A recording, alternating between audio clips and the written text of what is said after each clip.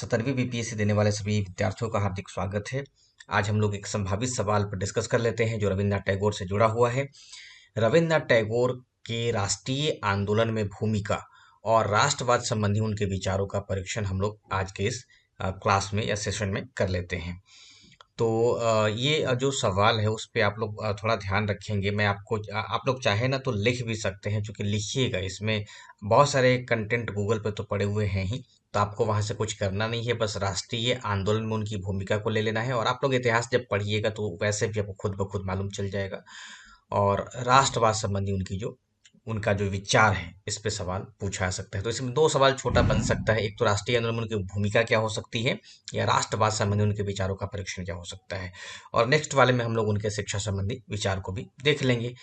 तो रविन्द्रनाथ टैगोर के बारे में अगर इस प्रश्न को लिखा जाए तो एक तो भूमिका हो जाएगी और निष्कर्ष लास्ट में होता ही है, और विस्तार में या बॉडी में हम लोग राष्ट्रीय आंदोलन में टैगोर की भूमिका को अच्छे से लिख देंगे और राष्ट्रवादी संबंधी उनके जो विचार है उनके विचारों का हम लोग परीक्षण कर लेंगे। और एक और टेल के रूप में है कि कांग्रेस से किस प्रकार भिन्न थी, तो थोड़ा इसको भी समझ लेंगे और ऐसे करके आपका 3 से 4 पेज अच्छा आंसर पूरा हो जाएगा। तो रविन्द्रनाथ टैगोर के समय में अगर हम देखें तो भारत ब्रिटिश साम्राज्यवाद का हिस्सा बन गया था, यानी कि भारत पर अंग्रेजी ईस्ट इंडिया कंपनी का भी शासन चला। और उसके बाद 1857 की क्रांति के बाद हम लोगों ने देखा कि जो भारत का जो शासन है वो सीधा क्राउन के हाथों में चला गया था। यानी कुल मिलाकर के कहें तो भारत पर अंग्रेजों का शासन चल रहा था। रविन्द्रनाथ टैगोर भारतीय स्वतंत्रता संग्राम में सक्रिय भूमिका निभाने वाले एक महान साहित्यकार, विचारक और मानवतावादी थे। उनका राष्ट्रवाद किसी विशेष राजनीतिक विचारधारा तक सीमित नहीं था, बल्कि एक व्यापक और नैतिक दृष्टिकोण से प्रेरित था। उन्होंने उग्र राष्ट्रवाद और राजनीतिक संघर्ष के स्थान पर आत्मनिर्भरता, सामाजिक उत्थान और वैश्विक भाईचारे पर अधिक बल दिया। देखिए, राष्ट्रवाद संबंधी अगर रविन्द्रनाथ टैगोर का कुछ विचार पूछा जाए या राष्ट्रीय आंदोलन में उनकी कुछ भूमिका पूछी जाए तो आपको इसको अच्छे से लिख देना पड़ेगा। टैगोर जो थे, तो टैगोर के दृष्टि में जो राष्ट्रवाद था उसके लिए प्रेम वो आवश्यक मानते थे। और प्रेम हो या आपसी भाईचारा हो, सौहार्दता हो, तो ये सब क्या था, राष्ट्रवाद की सर्वोच्च अभिव्यक्ति थी। और उस समय जब अंग्रेज भारत पे शासन कर रहे थे तो स्वाभाविक है कि भारत या मातृभूमि के प्रति जो अन्याय हो रहा था या फिर जो अपमानजनक व्यवहार हो था, उनकी उसकी वजह से उनके हृदय में एक गहरा असंतोष था, क्षोभ था। तो इसी कारण से वो चाहते थे कि प्रत्येक जो देशवासी हैं वो इतना शक्तिशाली रहें या भीतर से इतने मजबूत रहें कि उन्हें किसी सहारे की आवश्यकता न हो। और भारतीय राष्ट्रीय आंदोलन में ऐसा माना जाता है कि जो रचनात्मक स्वदेशी की भावना थी, जो राष्ट्रीय आंदोलन का आधार बनी थी, उसके प्रारंभिक प्रणेता रविन्द्रनाथ टैगोर ही थे। ये टैगोर ही थे जो देश प्रेम संबंधी भावनाओं को देशभक्तिपूर्ण गीतों में अभिव्यक्त कर जनता में एक नई भावना का संचार भी किया था। आप लोगों ने स्वतंत्रता आंदोलन में टैगोर का जो जो भी उस समय के जो साहित्यिक विचार थे, कविताएं थी, आप लोगों ने पढ़ी भी होंगी। तो जो टैगोर का राष्ट्रवाद था या देश प्रेम था, वो पारंपरिक यूरोपीय राष्ट्रवाद से अलग था। वे राष्ट्रवाद को राजनीतिक प्रभुत्व, सैन्य शक्ति या सीमाओं तक सीमित नहीं मानते थे, बल्कि इसे सांस्कृतिक चेतना, नैतिकता और मानवता के व्यापक संदर्भ में देखते थे। और उनके राष्ट्रवाद को भी हम समझेंगे। तो भूमिका आप संक्षिप्त में कुछ भी आप लिख दीजिएगा, थोड़ा बहुत जो टैगोर से मिलता जुलता रहे, और जो प्रश्न पूछा जाए उसी के संदर्भ में आप लोग लिखेंगे। जैसे राष्ट्रवाद या राष्ट्रीय आंदोलन में उनकी जो भूमिका थी वो अद्वितीय थी, आप लोग लिख ही सकते हैं। तो ये छोटी सी भूमिका आप लोग लिख डालिएगा। उसके बाद अगर हम देखें तो राष्ट्रीय आंदोलन में उनकी भूमिका क्या होती है, तो राष्ट्रीय आंदोलन में उनकी भूमिका होती है, शुरू से अगर हम देख लें तो आप लोगों को सब पता होगा कि जब 1905 में, उस समय करजन भारत का क्या था, वायसराय था। तो करजन का जब बंग भंग आता है, तो बंग भंग के द्वारा जैसे ही बंगाल के विभाजन की बात की गई थी, तो इस विभाजन के बाद से जो भारतीय राष्ट्रवादी नेता थे वो कहीं ना कहीं सक्रिय हो गए और इस विभाजन का घोर विरोध किया। रविन्द्रनाथ टैगोर तो इस विभाजन के आप कह लीजिए कट्टर विरोधी थे, और इस विभाजन को वो भारत की राष्ट्रीय और सांस्कृतिक एकता पर प्रहार माने थे। इसीलिए टैगोर ने इसका खुल करके विरोध किया और टैगोर का ही देन था कि उन्होंने 1905 में 1905 में राखी महोत्सव या राखी बंधन उत्सव की शुरुआत भी उन्होंने किया था। यानी कि जो हिंदू मुस्लिम है आपस में भाईचारे या जो सौहार्दता दिखाते हुए एक दूसरे की कलाई पर राखी बांधना, ये टैगोर की ही फिलोसफी की देन थी। तो इस तरीके से वो कहीं ना कहीं हिंदू और मुस्लिमों के बीच में एकता का संदेश देते थे। किसको? अंग्रेजों को। तो इस सांस्कृतिक आंदोलन के बाद बंगाल और भारत के अन्य हिस्सों से जो भी लोग थे वो ब्रिटिश जनता के खिलाफ हो गए और कहीं ना कहीं इस देश में एकता भी बनी थी। तो अगर राष्ट्रीय आंदोलन में टैगोर की भूमिका को देखें तो सबसे पहले आप लोग लिखिएगा 1905 का बंग भंग विरोध और राखी बंधन उत्सव की शुरुआत या हिंदू मुस्लिम एकता की शुरुआत। तो ये किसकी देन थी? तो टैगोर की ही पहली देन थी। तो आप लोग स्वतंत्रता आंदोलन में उनकी भूमिका को लिखिएगा। उसके बाद दूसरा महत्वपूर्ण था स्वदेशी आंदोलन का समर्थन टैगोर ने किया था। तो बंगाल के विभाजन के बाद अगर देखें तो स्वदेशी आंदोलन भी 1905 में शुरू हो गया था। तो इस स्वदेशी आंदोलन में ब्रिटिश वस्तुओं के बहिष्कार की बात की गई और स्वदेशी वस्तुओं के आपको अपनाने की बात की गई थी। यानी कि जो स्वदेशी प्रोडक्ट थे उसको अपनाया जाए, ऐसा आह्वान टैगोर के द्वारा किया गया था और टैगोर ने इस आंदोलन का पूर्ण समर्थन दिया। वो अपने लेख, अपनी कविता, गीत के माध्यम से भारतीय स्वदेशी वस्त्र को अपना लें या स्वदेशी प्रोडक्ट को अपनाएं, इसके लिए उन्हें मोटिवेट किया, प्रेरित किया। उन्होंने विदेशी वस्त्र की जो होली जलाई जानी थी उसके लिए भी उन्होंने लोगों को जागरूक किया और उनका एक गीत है एकला चलो रे, जो इस राष्ट्रीय आंदोलन की भावना को व्यक्त करता है और इसी एकला चलो रे की नीति को बाद में महात्मा गांधी ने भी प्रेरणादायक माना था। तो आप लोग इसको भी लिखिएगा। यानी कि बंग भंग के बाद जो स्वदेशी आंदोलन की बात की गई थी उसके बाद देखें तो नाइटहुड का वो त्याग करते हैं। तो नाइटहुड का त्याग क्यों करते हैं? जब 13 अप्रैल 1919 की घटना होती है, जालियांवाला बाग हत्याकांड होता है, तो उसके बाद जनरल डायर के आदेश पे अगर देखें तो इसी जालियांवाला बाग में भारतीयों का नरसंहार होता है और इसी हत्याकांड के बाद टैगोर बहुत आहत हुए और आहत होने के बाद ब्रिटिश सरकार के द्वारा जो नाइटहुड की उपाधि उन्हें दी गई थी उसको उन्होंने लौटाया। तो लौटाने के द्वारा हुआ क्या? तो उनका जो ये नाइटहुड की उपाधि थी वो लौटाना दरअसल ब्रिटिश शासन के खिलाफ एक मजबूत प्रतीकात्मक विरोध था, सांकेतिक विरोध था, जिससे उनकी अंतर्राष्ट्रीय ख्याति, प्रतिष्ठा बहुत ज्यादा बढ़ी थी। और और आप ये भी कह सकते हैं कि अंग्रेजों की उसमें किरकिरी हुई थी इस कारण से। तो टैगोर ने अपनी नाइटहुड की उपाधि लौटा दिया था, इसको भी आप याद रखिएगा। उसके बाद देखें तो शिक्षा, सामाजिक सुधार को भी आप लिख सकते हैं। सांप्रदायिकता और जातीय भेदभाव को उन्होंने विरोध किया था। साहित्य और कला के माध्यम से राष्ट्रवाद को उन्होंने बढ़ाया था। तो ये सब आप लोग लिखिएगा। तो जैसे शांति निकेतन की बात की जाए तो शिक्षा के क्षेत्र में उन्होंने शांति निकेतन और विश्व भारती विश्वविद्यालय की स्थापना की थी ताकि शिक्षा को भारतीय संस्कृति और मूल्यों से जोड़ा जा सके। वे शिक्षा को राष्ट्रवाद का आधार मानते थे और आधुनिक वैज्ञानिक दृष्टिकोण को अपनाने की वकालत करते थे। तो टैगोर का ही कहना था कि शिक्षा ही सच्चे राष्ट्र निर्माण का आधार है और इसी कारण से उन्होंने शांति निकेतन की स्थापना की थी, जो बाद में विश्व भारती विश्वविद्यालय बना था। और इस विश्वविद्यालय में भारतीय परंपराओं और वैश्विक संस्कृति के बीच समन्वय पर, संतुलन पर शिक्षा दी जाती थी। उनका उद्देश्य औपनिवेशिक शिक्षा प्रणाली की बजाय एक ऐसी शिक्षा प्रणाली को तैयार करना था जो भारतीय जीवन मूल्यों पर आधारित हो और स्वतंत्र चिंतन को बढ़ावा दे सके। तो इस बात को भी आप ध्यान रखिएगा।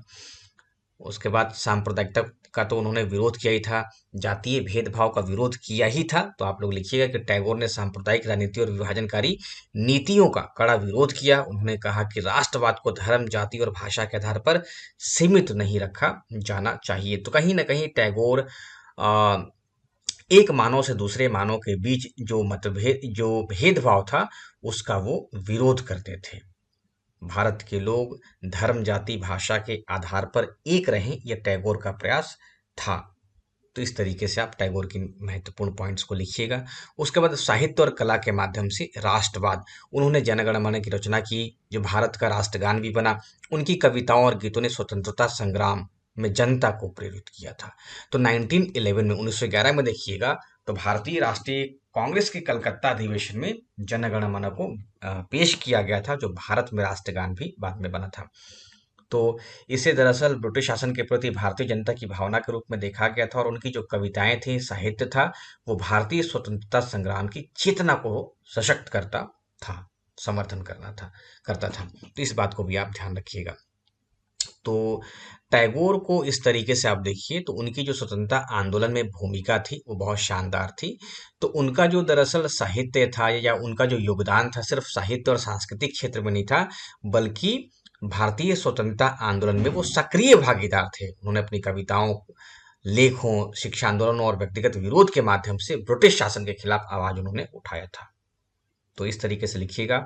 और एक लाइन और भी जोड़ सकते हैं कि उनका जो योगदान था न केवल स्वतंत्रता संग्राम में बल्कि आधुनिक भारत के बौद्धिक और सांस्कृतिक विकास में भी अमूल्य या मूल्यवान रहा था। इस बात को लिखेंगे।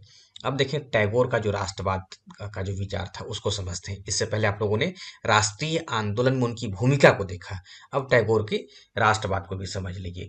तो जो टैगोर का राष्ट्रवाद था वो जो पाश्चात्य जो राष्ट्रवाद का जो संकल्पना था उससे अलग था। तो रविन्द्रनाथ टैगोर का जो राष्ट्रवाद था वो पारंपरिक यूरोपीय राष्ट्रवाद से अलग था। वे राष्ट्रवाद को केवल राजनीतिक प्रभुत्व या सैन्य शक्ति या सीमाओं तक सीमित नहीं मानते थे जैसा कि अंग्रेज मानते थे। अंग्रेज क्या किए भारत पे कि वो राजनीतिक प्रभुत्व स्थापित किए, सैन्य शक्ति का इस्तेमाल उन्होंने किया। तो टैगोर का जो राष्ट्रवाद था वो केवल राजनीतिक प्रभुत्व, सैन्य शक्ति या सीमाओं तक सीमित नहीं था, बल्कि वो इसे सांस्कृतिक चेतना, नैतिकता और मानवता के व्यापक संदर्भ में देखते थे। तो उनके राष्ट्रवाद को आप अलग अलग पॉइंट्स में लिखिएगा। जैसे सबसे पहले लिखिएगा सांस्कृतिक राष्ट्रवादी।